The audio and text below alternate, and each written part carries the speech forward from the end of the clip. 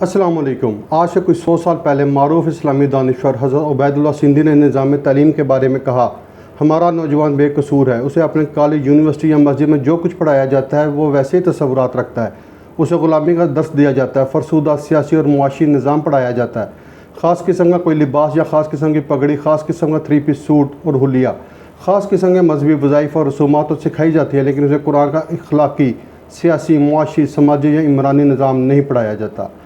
حضرت عبید اللہ سندھی کی یہ بات آج کے مروجہ نظام تعلیم پر بھی صادق آتی ہے۔ آج ساری دنیا میں علم سکھانے کے اہم ترین مراکز اسکول، کالج اور یونیورسٹیز ہیں، لیکن ان کے نظام تعلیم میں سب سے بڑی کمی یہ ہے، ان میں سکھایا جاتا ہے کہ کیا سیکھنا ہے، لیکن یہ نہیں سکھایا جاتا کہ کیسے سیکھنا ہے۔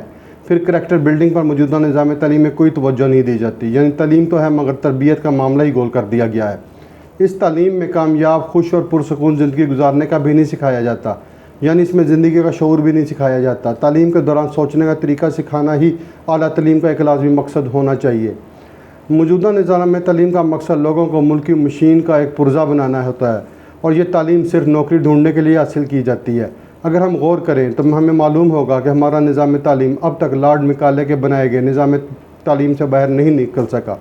میکالے نے 1841 میں کہا تھا، جسمانی غلامی سے نجات ممکن ہے، لیکن اگر کسی قوم کو احساس کمتری کے مرض میں مبتلا کر دیا جائے تو پھر وہ آزادی کے باوجود بھی خوشی سے ہمیشہ غلامی قبول کر لیتی ہے، اور بدقسمتی سے میکالے نے یہ الفاظ بر صغیر کے لوگوں کے بارے میں کہے تھے۔